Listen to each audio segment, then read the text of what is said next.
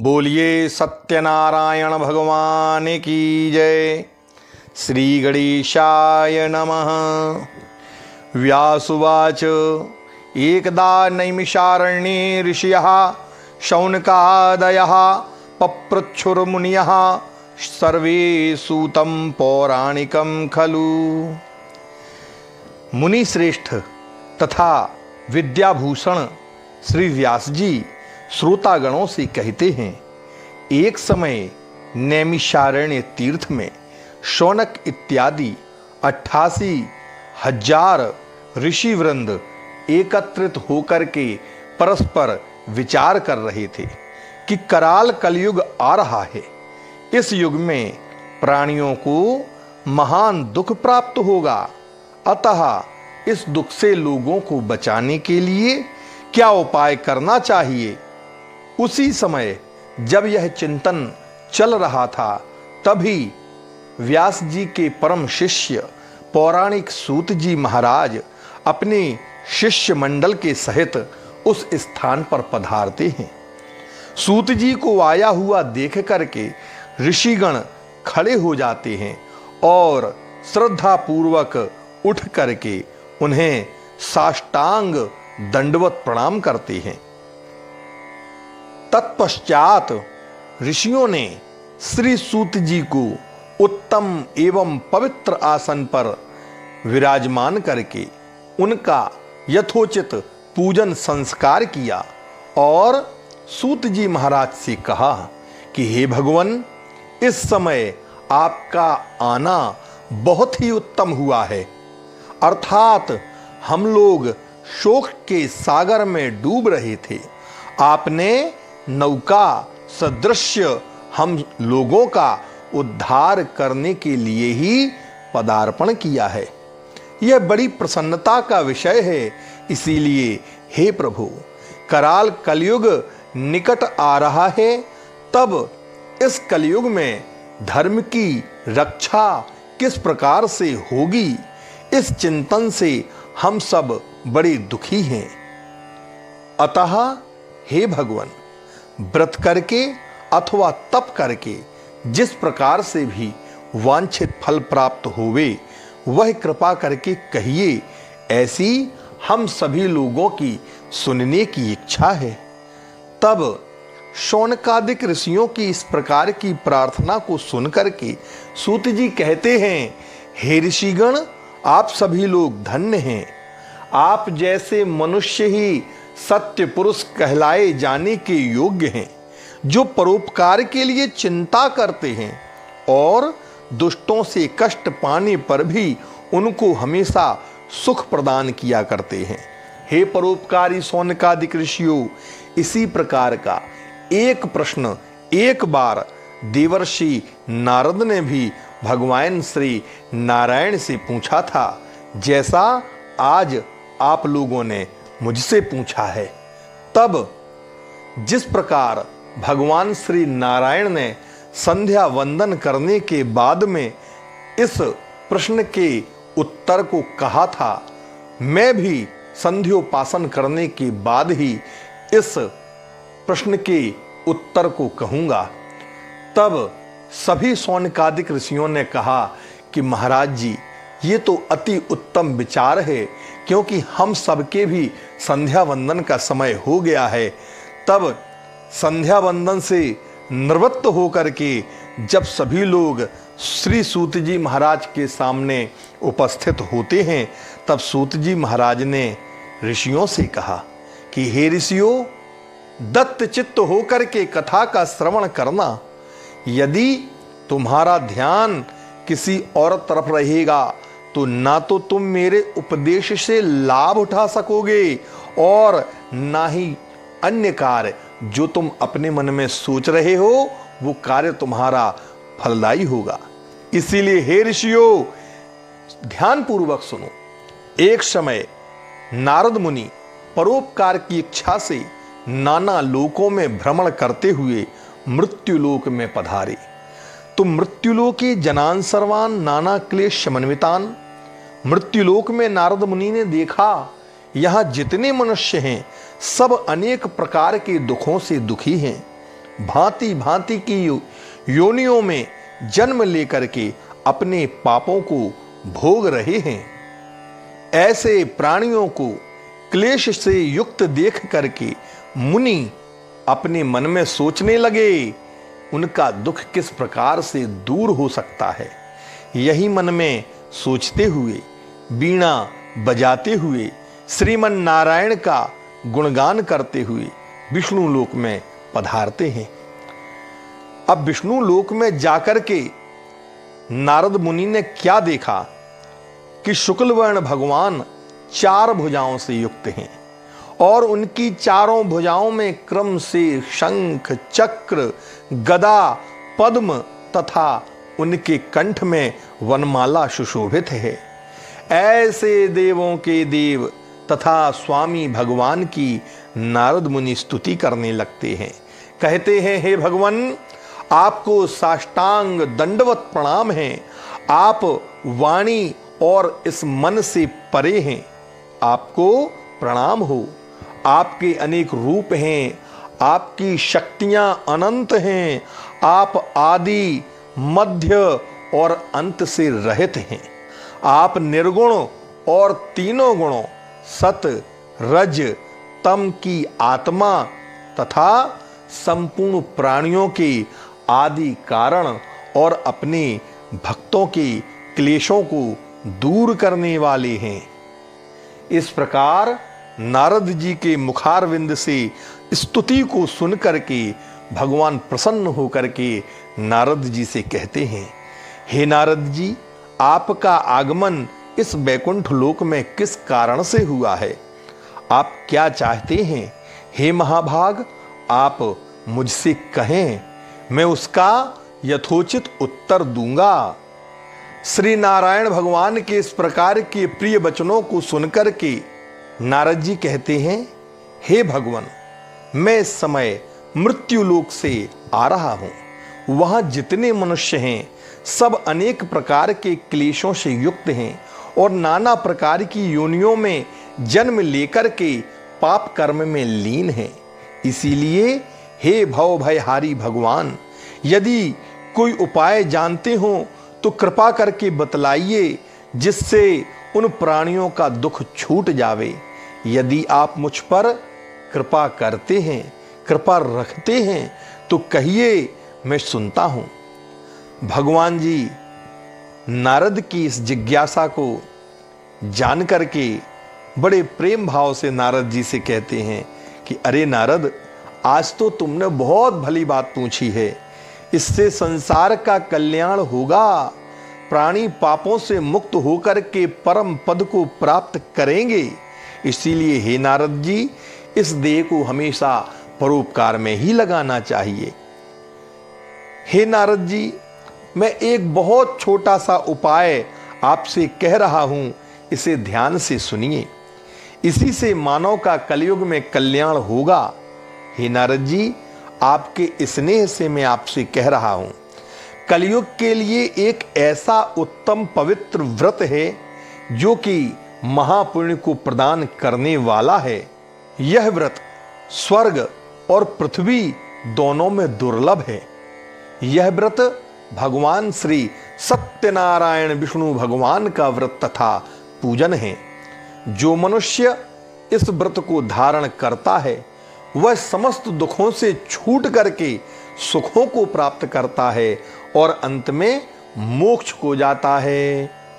भगवान के इस प्रकार के सुंदर वचनों को सुनकर के नारद भगवान से कहते हैं कि हे जनार्दन, इस व्रत का क्या फल है, क्या विधि है, क्या विधान है, कब करना चाहिए तथा पहले इस व्रत को किसने किया है, ये विस्तार पूर्वक वर्णन कीजिए।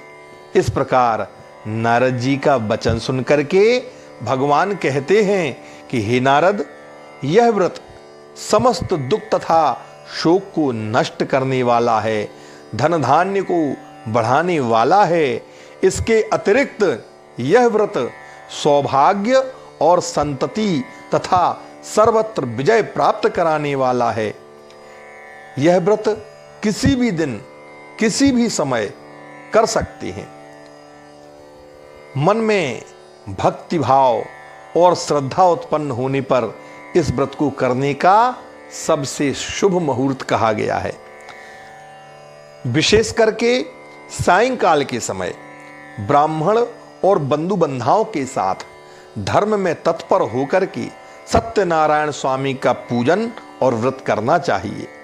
केले का फल, गऊ का दूध, गेहूं का आटा जिसमें चीनी मिश्रित हो, उसके अभाव में हम चावल का आटा और गुड़ मिला करके चूर्ण बनावें।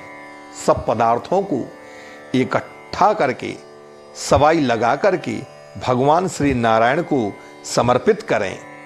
फिर ब्राह्मण देव का तथा पुस्तक का पूजन करके दक्षिणा दे करके अपने बंधु बांधवों के सहित इस कथा का श्रवण करना चाहिए। तत्पश्चात बंधु बंधाओं के सहित ब्राह्मणों को भोजन करावें। प्रसाद खाने के बाद में नाच गाना बजाना, कीर्तन संकीर्तन इत्यादि जो कुछ बन सके भगवान के सामने करना चाहिए। हो सके तो रात्रि का जागरण भी करना चाहिए। इसके बाद जब सब लोग अपने अपने घर को प्रस्थान करने लगें तो श्री सत्यनारायण भगवान का नाम स्मरण करते जाएं। इस प्रकार हे नारद जी, यह व्रत जो भी मनुष्य करेगा वह वांछित फल पाएगा। विशेष करके कलयुग में इससे सरल उपाय मुक्ति का और कोई दूसरा नहीं है। इति श्री स्कंद पुराणे रेवाखंडे श्री सत्यनारायण व्रत कथायाम प्रथमोध्यायः। बोलिए सत्यदेव भगवान की जय। बोलिए सत्यदेव भगवान की जय। अथ द्वितीयोऽध्यायः।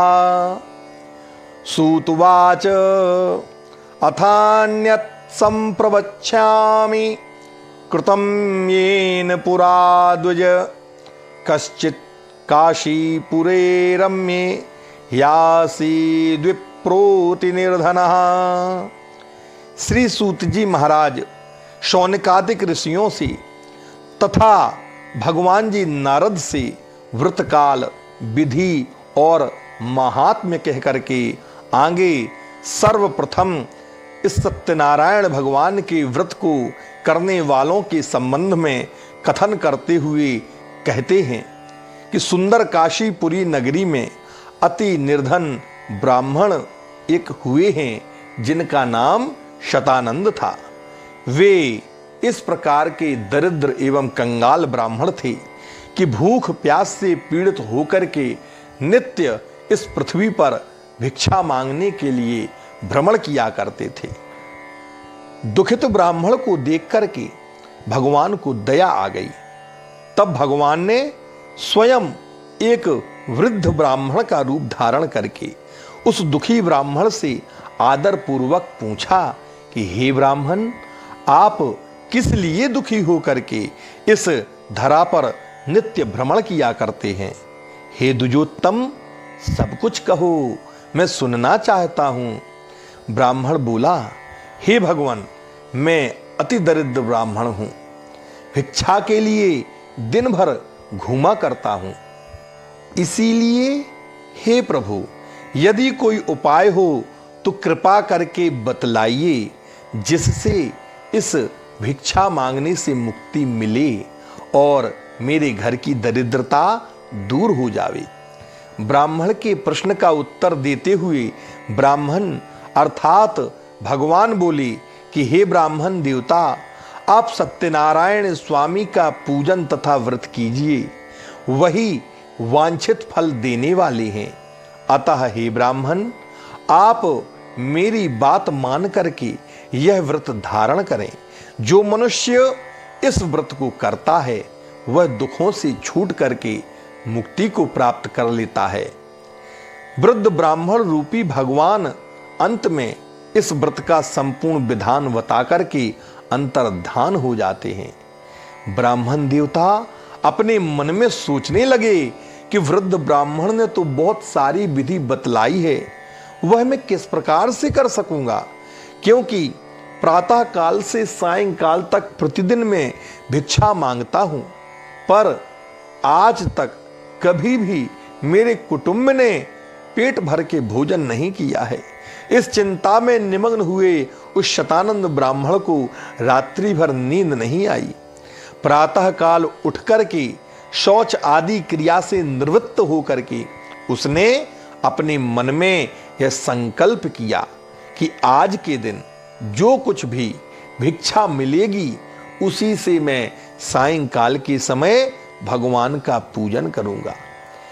यह संकल्प मन में करके ब्राह्मण भिक्षा के लिए घर से बाहर निकला।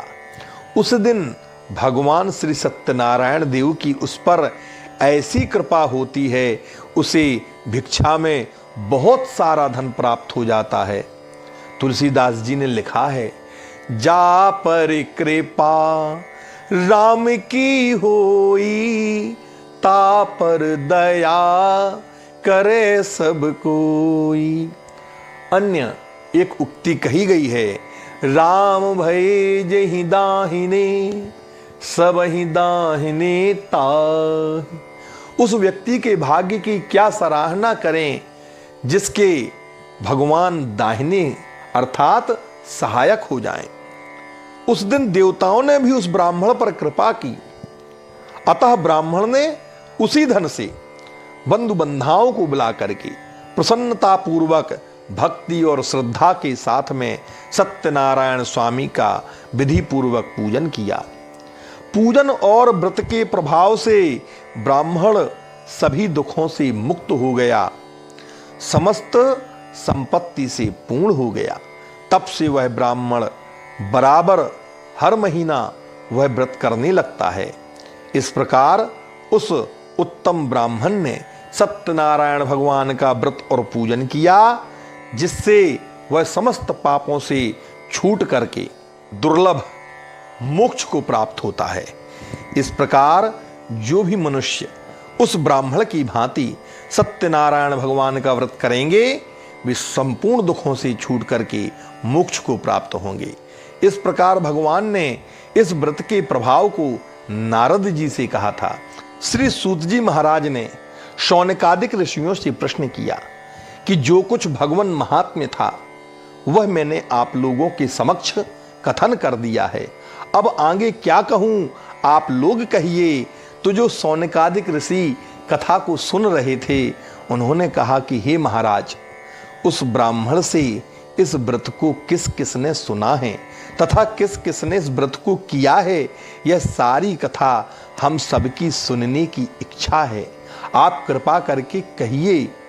तब सूत जी महाराज कहते हैं, हे ऋषियों सुनो, ब्राह्मण से सुनकर के जिसने इस व्रत को भूतल पर किया है वह कथन मैं आगे की ओर अग्रसर करता हूं। एक समय अपनी संपत्ति के अनुसार वही ब्राह्मण बंधु बंधाओं के सहित सत्यनारायण भगवान के पूजन को उद्धत होते हैं। इतने में ही एक लकड़ी बेचने वाला लकड़हारा वहां पर आ पहुंचता है। उसने लकड़ी का गट्ठर घर के बाहर रख करके घर के भीतर प्रवेश किया तो लकड़हारा भूख और प्यास से बड़ा पीड़ित था। उसने घर के भीतर जाकर के देखा कि वही दरिद्र भिखारी ब्राह्मण जो एक दिन भिक्षा मांगता हुआ गलियों में घूमा करता था, आज इतने बड़े भवन का स्वामी है और भीड़ भाड़ के साथ भगवान श्री नारायण देव का पूजन कर रहा है। इस प्रकार ब्राह्मण को संपन्न देख करके वह लकड़हारा आश्चर्य में पड़ गया। कुछ देर बाद उसने हाथ जोड़ करके ब्राह्मण से पूछा कि हे ब्राह्मण, आप यह किस देवता का पूजन कर रहे हैं? आप यह पूजन क्यों कर रहे हैं? इस पूजन का क्या फल है? कृपया विस्तार पूर्वक वर्णन कीजिए। ब्राह्मण ने लकड़हारे के इस प्रकार के प्रश्न को सुनकर के कहा कि हे लकड़हारे, यह श्री सत्यनारायण भगवान के व्रत तथा पूजन को मैं कर रहा हूं। ये प्रभु इस प्रकार की दीन दयालु हैं तथा वांछित फल प्रदान करने वाले हैं। यह जो मेरा धन धान्य तुम देख रहे हो, यह सब सत्यनारायण स्वामी की ही कृपा का प्रसाद है। तब ब्राह्मण के मुख से इस प्रकार के वचनों को सुनकर के लकड़हारा बड़ा प्रसन्न हुआ। भगवान का प्रसाद खा करके, जल पी करके नगर को प्रस्थान करता है। लकड़हारा ने मार्ग में अपने मन में चिंतन किया, विचार किया और यह संकल्प लिया कि आज के दिन जो कुछ भी इन लकड़ियों को बेचने पर धन प्राप्त होगा, उसी से मैं सत्यनारायण स्वामी का पूजन करूंगा। इस प्रकार मन में सोच करके लकड़ी का बोझ सर पर रख करके चला जाता है और जाते ही ऐसे नगर में पहुंच गया जहां पर बड़े बड़े धनी लोग रहते थे, जहां पर उसकी लकड़ियां बोली लगा करके ऊंचे ऊंचे दामों में बिक जाती हैं, जिससे प्रसन्न होकर के उस लकड़हारे ने भी पक्के पक्के केले का फल, शक्कर, घी, दूध, गेहूं का आटा इत्यादि मोल खरीदा। इसके बाद घर पहुंच करके उसने बंधु बंधाओं को बुलाया, ब्राह्मणों को बुलाया और विधि पूर्वक सत्यनारायण स्वामी का व्रत तथा पूजन किया, जिसके प्रभाव से लकड़हारा धन तथा पुत्रादिकों को प्राप्त करता है।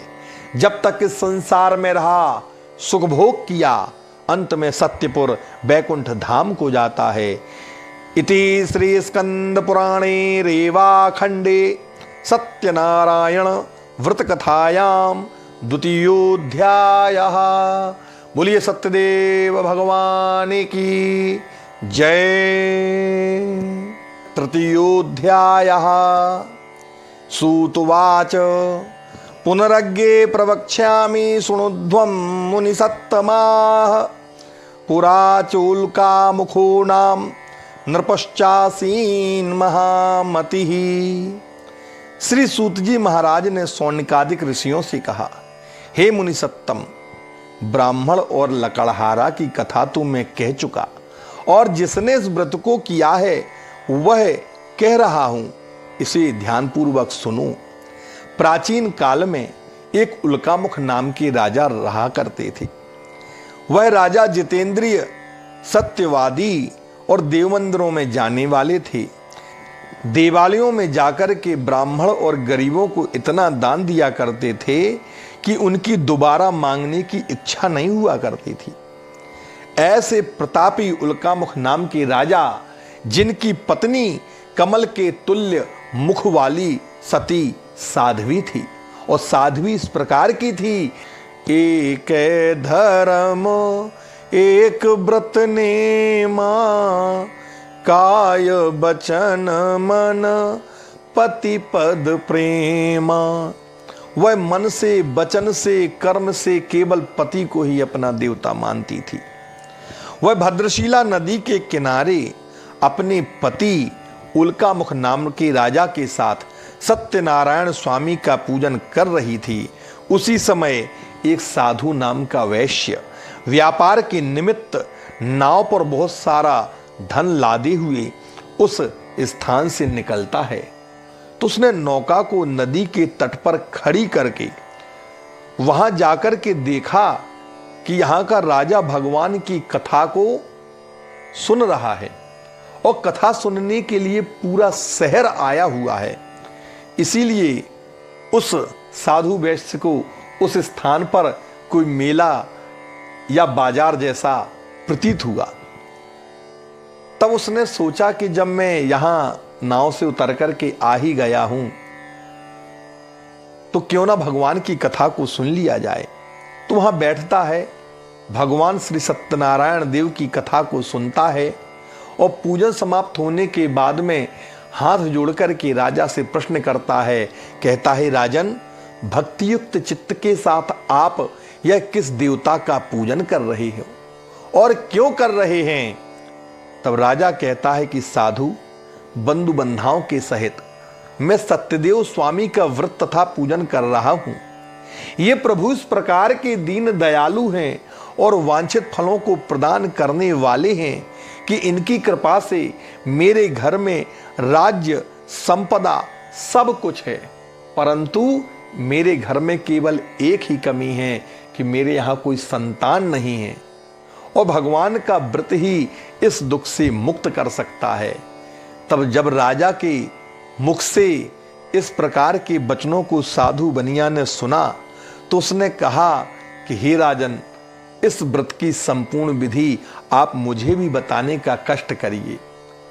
मैं भी इस व्रत को करना चाहता हूं, क्योंकि मेरे घर में भी कोई संतान नहीं है, और यदि आपका निश्चय है तो मुझे भी निश्चय है कि मैं इस व्रत को करूंगा तो मेरे घर में भी संतान निश्चय ही होगी।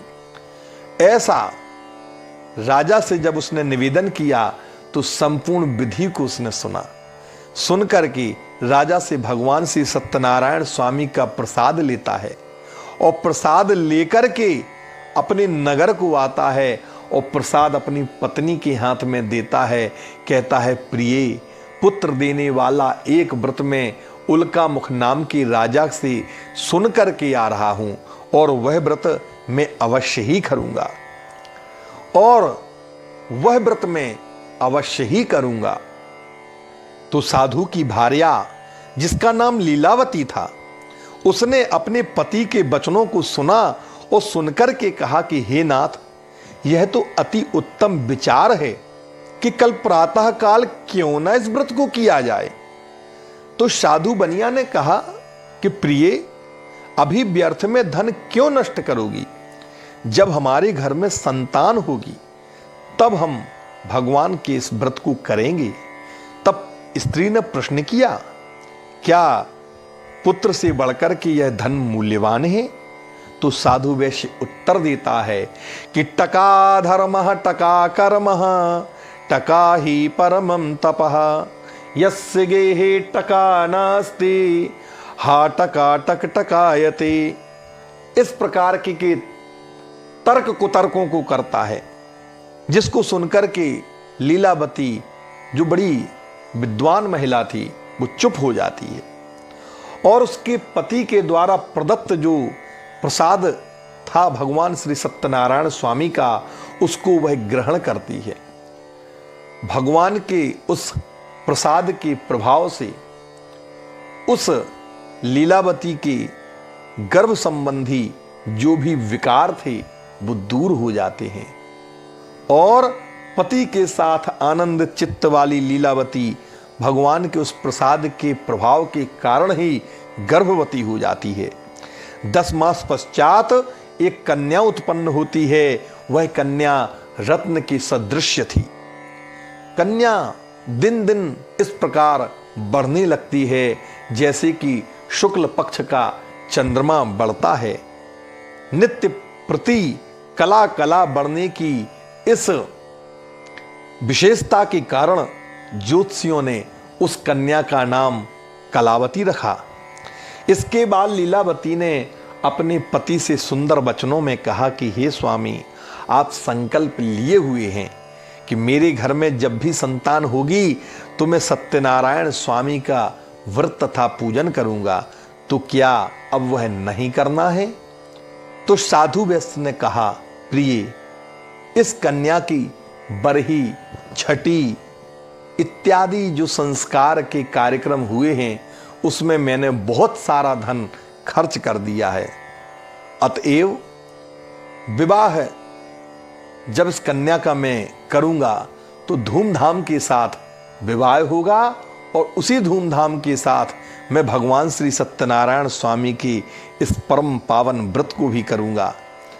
ऐसा आश्वासन देकर के वह साधु वैश्य नगर में घूमने के लिए चला जाता है। अब भगवान की कृपा से वह कलावती कला कला बढ़ती हुई अल्पकाल में ही पिता के घर में सयानी हो जाती है, और 12 वर्ष की अवस्था में ही वो कन्या 22 वर्ष की अवस्था के समान प्रतीत होने लगती है।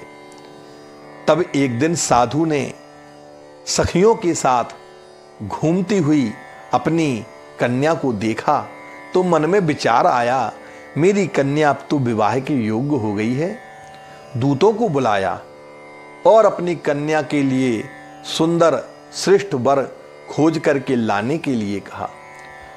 जब वैश्य की आज्ञा मिल गई तो दूत लोग कंचन नगर को जाते हैं, जिसको प्राचीन काल में कंचन नगर कहते थे और वर्तमान काल में उसका नाम कलकत्ता है। उस कंचन नगर में जाकर के दूतों ने वैश्य पुत्र को देखा, जो कि सुंदर, शिक्षित, शुभ गुणों से युक्त था। लड़का जाति का कुलीन था। लाकर के उसकी विशेषताओं को जब बखान किया तो साधु बड़ा प्रसन्न हुआ और उसने विधि विधान के साथ अपनी कन्या का विवाह उस वैश्य पुत्र के साथ कर दिया। परंतु दुर्भाग्य, वह सत्यनारायण स्वामी का व्रत करना भूल जाता है। अब विवाह करने के कुछ समय बाद साधु वैश्य ने सोचा कि मेरे घर में संतान के रूप में केवल एक यही कलावती कन्या है।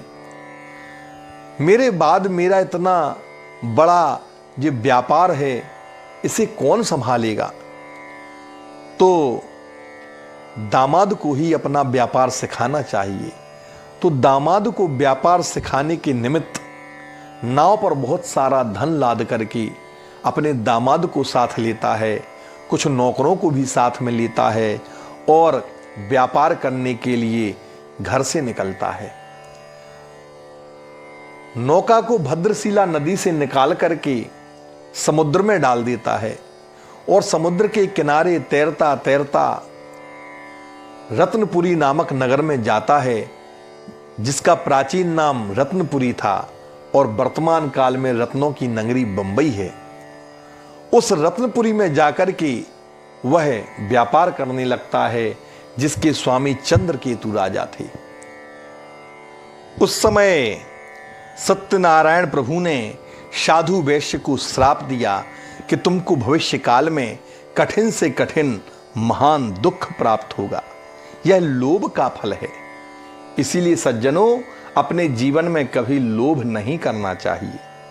अब साधु बनिया को श्राप देकर के भगवान ने एक उपाय किया कि माया के दो चोरों ने राजा के खजाने में चोरी की और चोरी करके सिपाहियों के सामने से ही दौड़ लगा दी। आगे आगे चोर भागते हैं, पीछे पीछे राजा के सिपाही भागते हैं और चोर माया से प्रेरित होने के कारण वहीं पहुंच जाते हैं जहां पर दोनों ससुर जामाई ठहरे हुए थे। चोरों ने वहां चुराया हुआ धन रख दिया और अदृश्य हो जाते हैं। जब सिपाही वहां पहुंच करके देखते हैं कि यहां तो राजा का धन रखा हुआ है, अतः दोनों बनियों को ही चोर समझ लेते हैं और उन्हें बांध करके राजा के पास ले जाते हैं। कहते हैं, राजन, यही दोनों चोर आपका धन चुरा करके भाग रहे थे, इन्हें देख करके आज्ञा दीजिए। भगवान की माया से प्रेरित राजा ने उन साधु बनियों की एक भी बात नहीं सुनी। उनका समस्त धन अपने महल में रखवा लिया और उनको कठिन कारागार में डालने का आदेश दे देते हैं। साधु बनिया राजा से विनती करते रहते हैं कि भगवान, हम साधु बने हैं, व्यापार करने के निमित्त आपके शहर में आए हैं।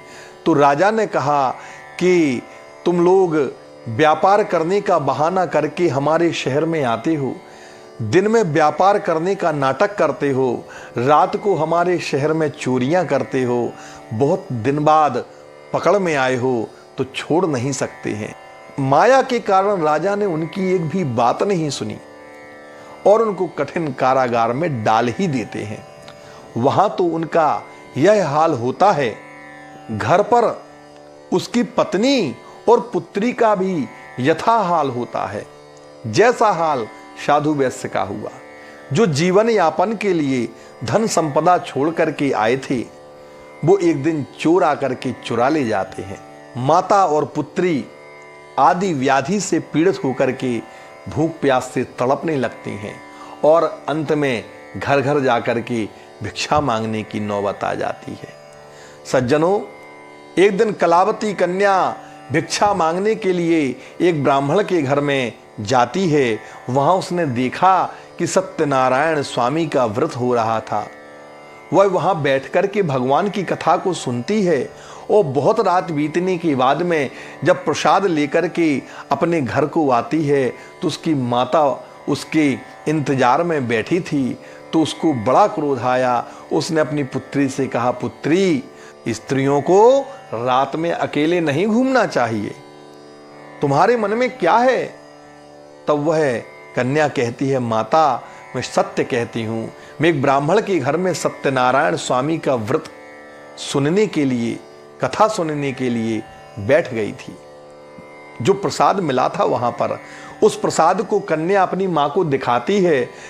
जैसे ही उस प्रसाद को लीलावती ने देखा तो उसको अपनी पूर्व बातों का स्मरण हो आया।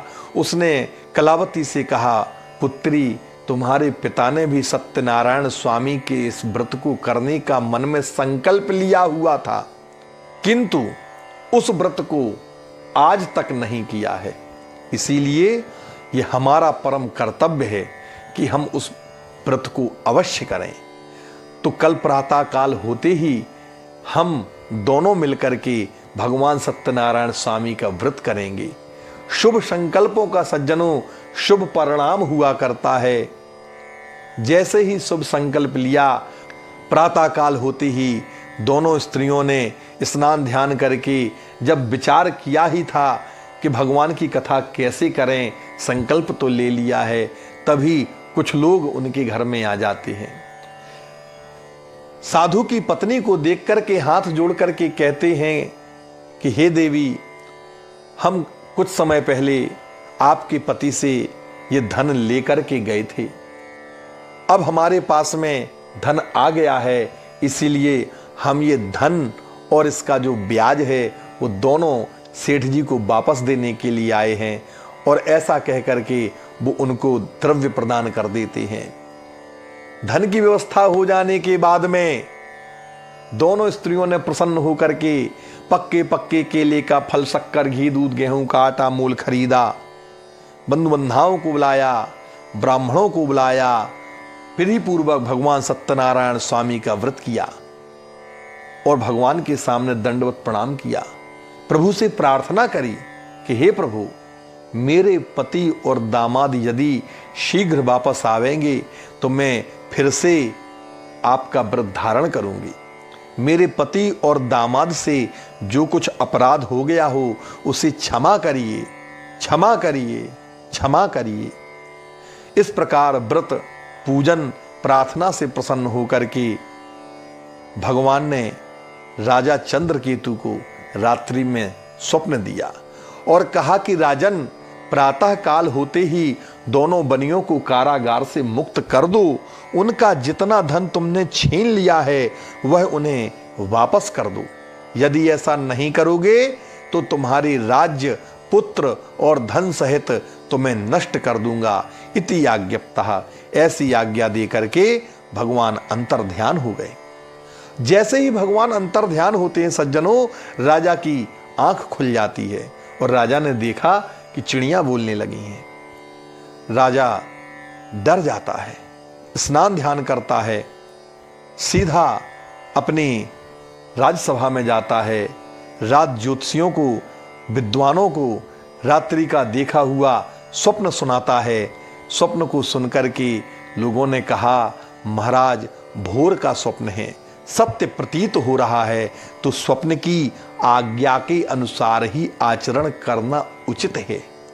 अनंतर राजा ने दूतों को आज्ञा दी, जो दोनों बनिया कारागार में पड़े हुए हैं उनको बंधन से मुक्त करके हमारे सामने उपस्थित किया जाए। दूत लोग आज्ञा पाकर के जाते हैं, साधु बनिया को कारागार से निकाल करके राजा के सामने जैसे ही उपस्थित करते हैं, वे भय से व्याकुल व मौन हो जाते हैं कि राजा के मन की बात को नहीं जानत है कोई, पहले तो बंदी भई अब जाने का होए। राजा के मन की बात को कोई नहीं जान सकता है।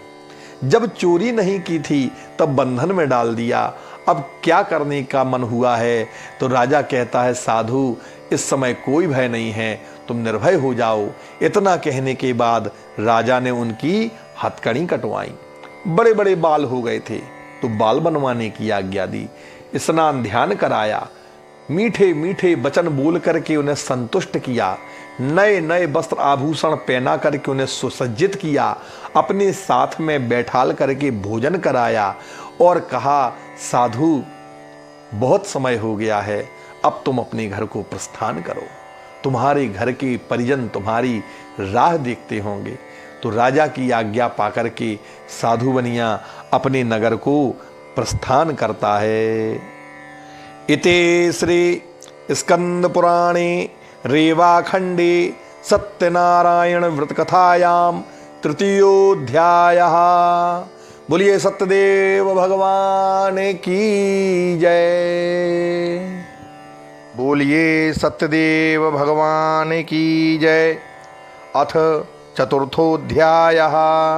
सूतवाच यात्रां तु कृतवान् साधुर्मङ्गलायन पूर्विकां ब्राह्मणेभ्यो धनं दत्त्वा तदा तु नगरं ययौ।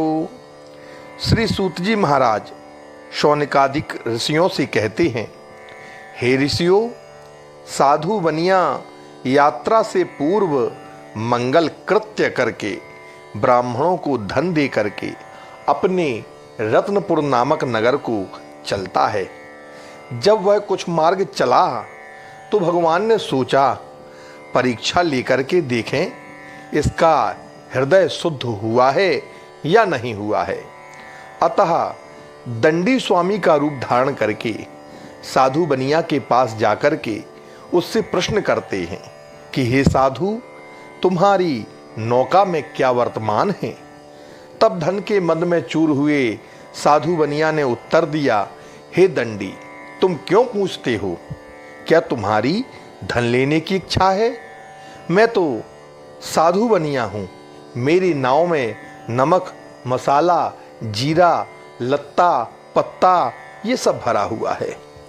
इस प्रकार के निष्ठुर वचनों को सुनकर के भगवान ने कहा, तुम्हारा वचन सत्य हो। दंडी महाराज के इस तरह कह करके उस स्थान से चले जाने के पश्चात साधु वैश्य ने अपना नित्य कर्म किया। तत्पश्चात उसने नौका की ओर जब देखा तो नौका जल के ऊपर आ गई थी। वह आश्चर्यचकित हो जाता है। जब उसने नौका पर चढ़कर के देखा तो उसमें जवाहरात की जगह पत्ते भरे मिलते हैं। मूर्छित हो जाता है। होश आने पर अत्यंत चिंतित हुआ। तब जो उसका दामाद था वो बड़ा विद्वान था। उसने अपने ससुर से कहा, पिताजी, शोक तथा चिंता मत करिए, क्योंकि यह श्रेष्ठ प्रज्ञों का वचन है।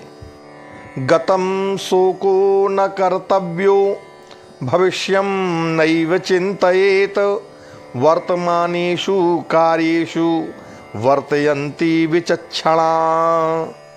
कहता है, हे पिता, आपको उन्हीं दंडी स्वामी का श्राप है। आप व्यर्थ में चिंता मत कीजिए, इसमें कोई संदेह नहीं है। दंडी स्वामी की शरण में जाकर के आप उनसे क्षमा मांगिए, वे आपकी इच्छा निश्चय ही पूर्ण करेंगे। क्योंकि तुलसीदास जी ने लिखा है सुंदरकांड में, प्रणत पाल रघुनायक करुणा सिंधु खरारी गए शरण प्रभु राखी हैं सब अपराध विसार। कि अगर आप प्रभु भगवान की श्री नारायण की शरण में जाओगे तो वे आपके समस्त अपराधों को क्षमा कर देंगे। इस प्रकार की बातों को सुनकर के साधु वैश्य दंडी स्वामी के पास गया और भक्ति पूर्वक दंडवत प्रणाम किया। उनसे आदर पूर्वक बोला कि हे प्रभु, मैंने आपके समक्ष जो झूठ बोलने का अपराध किया है उसे आप क्षमा कीजिए। ऐसा कहते हुए उसको दुखी देख करके, महान शोक में विहल देख करके, अत्यंत विलाप करता हुआ देख करके दंडी स्वामी ने कहा कि साधु, रो मत। तुमने पूजा करने का संकल्प लिया है किंतु उसे अभी तक किया नहीं है, इसीलिए मेरी ही आज्ञा से तुमको बार बार दुख प्राप्त हो रहा है। तब दंडी स्वामी का कथन सुनकर के साधु वैश्य उनकी स्तुति करता है। कहता है कि हे भगवान, मैं आपकी माया से मोहित हो गया हूँ। जब आपकी माया से ब्रह्मा इत्यादि देवता भी आसक्त हैं तो मैं मूर्ख आपको कैसे जान सकता हूँ। मैं माया में लीन हूँ, मेरा अपराध क्षमा करिए। मैं अपने वैभव के अनुसार आपका पूजन करूँगा। मैं आपकी शरण में आया हूँ, अतः मेरा पूर्व धन मुझे लौटा करके मेरी रक्षा कीजिए। इस प्रकार भक्ति युक्त वचनों को सुनकर के दंडी स्वामी प्रसन्न हो जाते हैं। साधु वैश्य को वर प्रदान करते हैं, तुम्हारा मनोरथ सिद्ध हो, अर्थात तुम्हारा धन तुम्हें वापस मिल जाए। इस प्रकार वांछित फलों को प्रदान करके दंडी स्वरूप भगवान वहीं पर अंतर्ध्यान हो जाते हैं। इसके बाद जब साधु वैश्य ने आकर के नौका को देखा तो द्रव्य से परिपूर्ण पाया। सब लोगों से कहा कि सत्यदेव भगवान की कृपा से मुझे मनोवांछित फल प्राप्त हुआ है। पश्चात स्वजनों के सहित उसी स्थान पर श्रद्धा पूर्वक भगवान का पूजन करके उनकी कृपा से घर के प्रस्थान के लिए उद्यत होता है।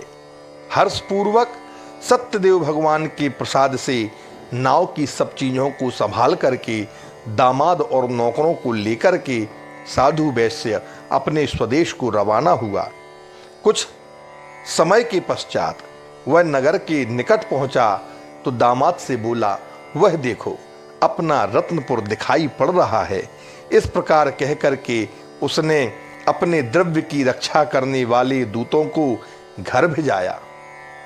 जब दूत नगर में पहुंचा तो साधु की स्त्री को देख करके हाथ जोड़कर प्रिय वचन बोला, आपके पति और दामाद सब लोगों के साथ बहुत सारा धन लेकर के नगर के समीप आ गए हैं।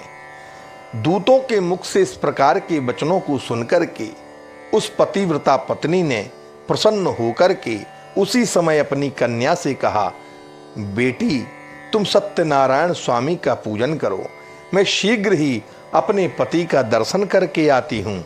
कलावती ने भी अपनी माता की इस बात को सुनकर शीघ्र ही भगवान सत्यनारायण स्वामी का पूजन जल्दी से समाप्त किया और भगवान का प्रसाद बिना ग्रहण किए अपने पति के दर्शन के लिए चल देती है।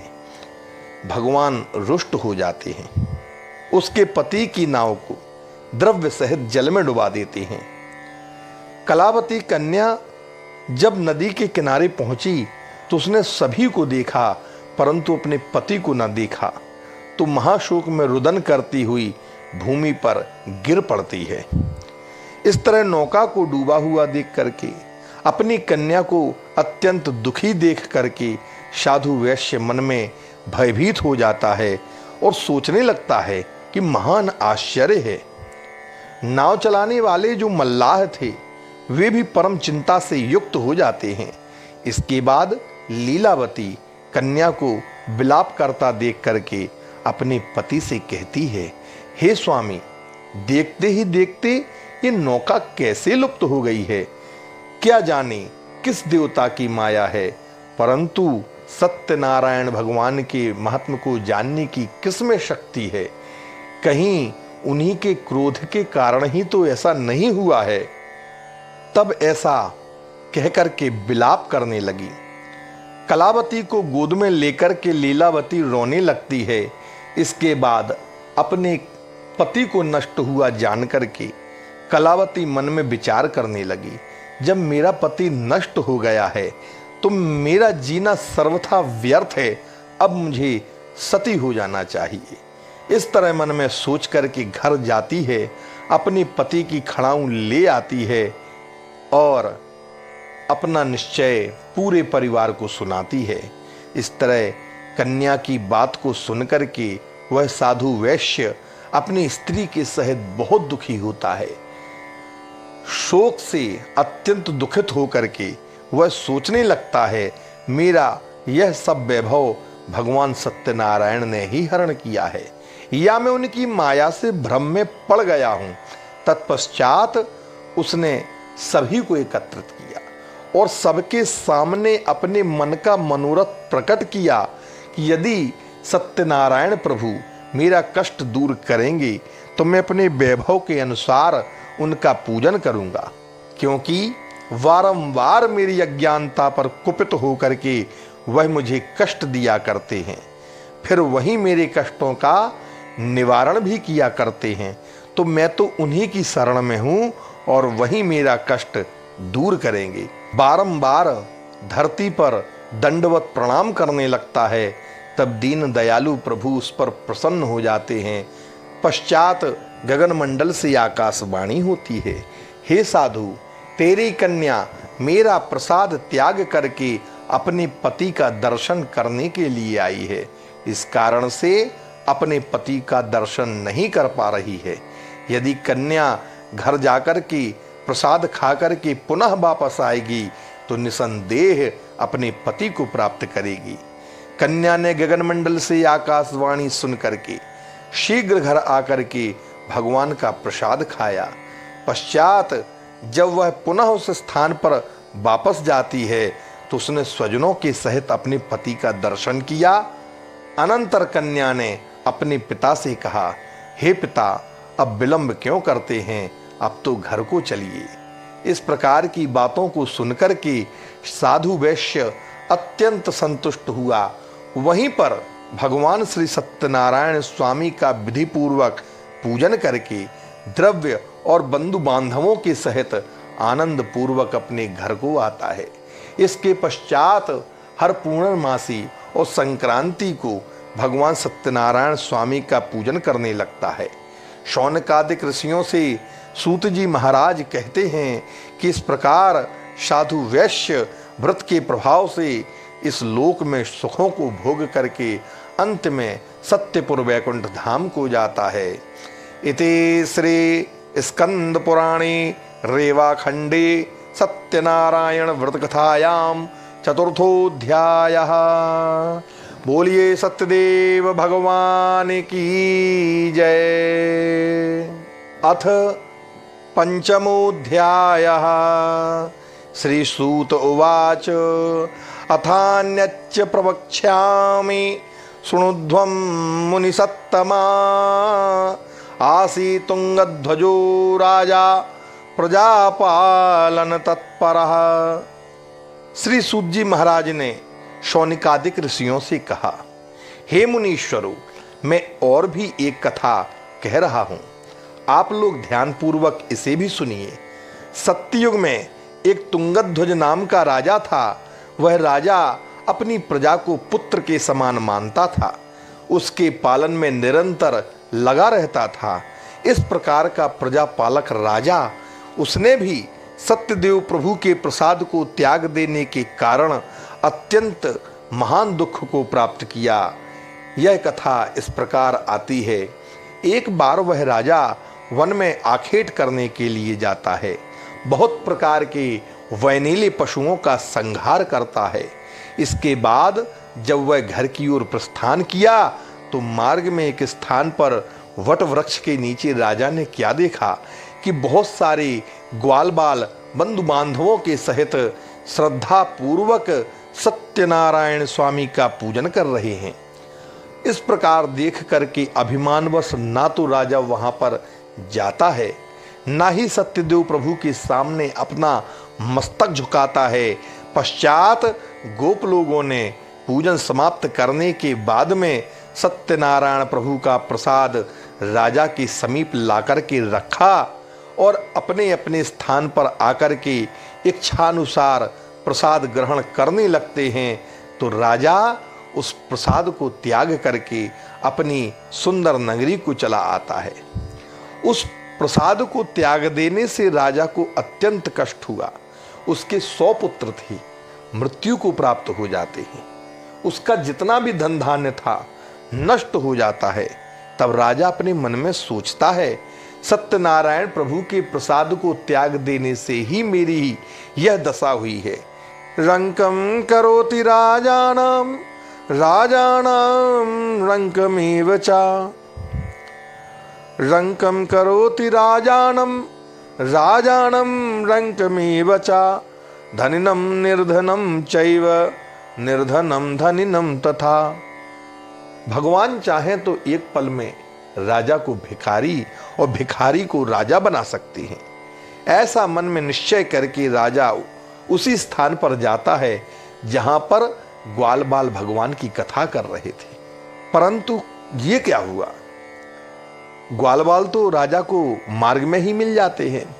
तब राजा उन ग्वाल बालों से कहता है, भैया मुझको भगवान सत्यनारायण स्वामी का प्रसाद दे दीजिए। तब ग्वाल बाल कहते हैं, हे राजन, आप भी बड़े विचित्र हैं। जब आपके लिए हमने प्रसाद ला करके दिया तो आप उस प्रसाद को त्याग करके चले आए। अब जब प्रसाद समाप्त हो गया है तब आप हमसे प्रसाद मांग रहे हैं। तो राजा ने कहा ग्वाल बालों से कि भैया प्रसाद तो मुझको चाहिए ही है, कृपा करके मुझे प्रसाद दो। तो ग्वालों ने कहा, महाराज अब प्रसाद तो तब मिलेगा जब पुनः प्रसाद भगवान को समर्पित किया जाएगा। तो राजा उन ग्वालों को लेकर के पुनः उसी बरगद के वृक्ष के पास आता है। तब राजा ने ग्वाल बालों के साथ मिलकर के भगवान सत्यदेव स्वामी का विधि पूर्वक व्रत तथा पूजन किया। पुनः प्रसाद लगा, पुनः राजा को प्रसाद मिला और राजा ने उस प्रसाद को ग्रहण किया, जिसके प्रभाव से राजा को धन तथा पुत्रादि पुनः प्राप्त हो गए। राजा जब तक इस संसार में रहा उसने सुख भोग किया, अंत में सत्यपुर वैकुंठ धाम को जाता है। तब श्री सूत जी महाराज ने कहा, हे शौनकादिक ऋषियों, जो मनुष्य सत्यनारायण प्रभु के इस परम दुर्लभ व्रत को करता है तथा मनोरथ सिद्ध करने वाली इस पुण्यकारक कथा का श्रवण करता है, वह सत्यनारायण प्रभु के प्रसाद से धन धान्य सब कुछ प्राप्त करता है। जो मनुष्य निर्धन है वह धनवान हो जाता है, जो बंधन में पड़ा है वह बंधन मुक्त हो जाता है, भययुक्त मनुष्य का भय छूट जाता है। यह सत्य है, इसमें कोई संदेह नहीं है। सत्यनारायण प्रभु के प्रसाद से मनुष्य इस लोक में वांछित फलों को भोग करके अंत में वैकुंठ को जाकर के स्वर्ग सुख को प्राप्त करता है। सूत जी कहते हैं, हे ब्राह्मणों, इस प्रकार जो सत्यदेव के व्रत को मैंने आप लोगों से कहा है, उसे करने वाले मनुष्य संसार सागर के दुखों से मुक्त हो जाते हैं और कलयुग में विशेष फल देने वाला सत्यनारायण भगवान का ही व्रत है। ऐसे वांछित फल देने वाले प्रभु को कोई काल कहता है, कोई ईश कहता है, कोई सत्यनारायण, कोई सत्यदेव कहता है। यह सत्यदेव प्रभु अनेक प्रकार के रूपों को धारण करके पृथ्वी पर मनुष्यों का मनोरथ पूर्ण किया करते हैं। कलयुग में यही सनातन विष्णु सत्य रूप धारण करके सबकी इच्छा पूर्ति करते हैं। सूत जी महाराज कहते हैं कि हे मुनि सत्तमो, जो मनुष्य यह कथा नित्य पढ़ता है, सुनता है, वह सत्यदेव प्रभु के प्रसाद से पाप मुक्त हो जाता है। कहते हैं, हे मुनीश्वरों, जिन्होंने पूर्व जन्म में भगवान श्री सत्यनारायण स्वामी का पूजन किया था, उनके अगले जन्म का हाल कह रहा हूँ। शतानंद जो कि महान विद्वान थे, दूसरे जन्म में सुदामा नाम के ब्राह्मण हुए। भगवान श्री कृष्ण जी की भक्ति करके मोक्ष को प्राप्त होते हैं।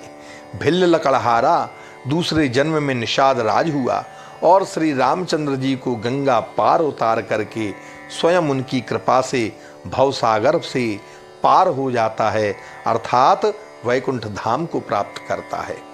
उल्कामुख नाम के राजा दूसरे जन्म में महाराज दशरथ का जन्म पाते हैं, जो भगवान श्री रंगनाथ का पूजन करके मोक्ष प्राप्त किए। साधु वैश्य भी धार्मिक तथा सत्यसंध मूर्ध्वज राजा होता है। वह ऐसा सत्यवादी और धार्मिक राजा था।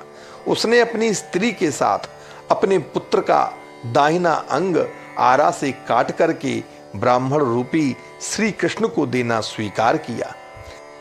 और अंत में जो तुंगध्वज नाम के राजा हुए, वे अगले जन्म में स्वयंभू मनु होते हैं, जो संपूर्ण श्रीमद् भागवत की कथा को सुनकर के और मोक्ष को प्राप्त करते हैं। इति श्री स्कंद पुराणे रेवाखंडे सत्यनारायण व्रत कथायां पंचमोऽध्यायः। बोलिए सत्यदेव भगवान की जय।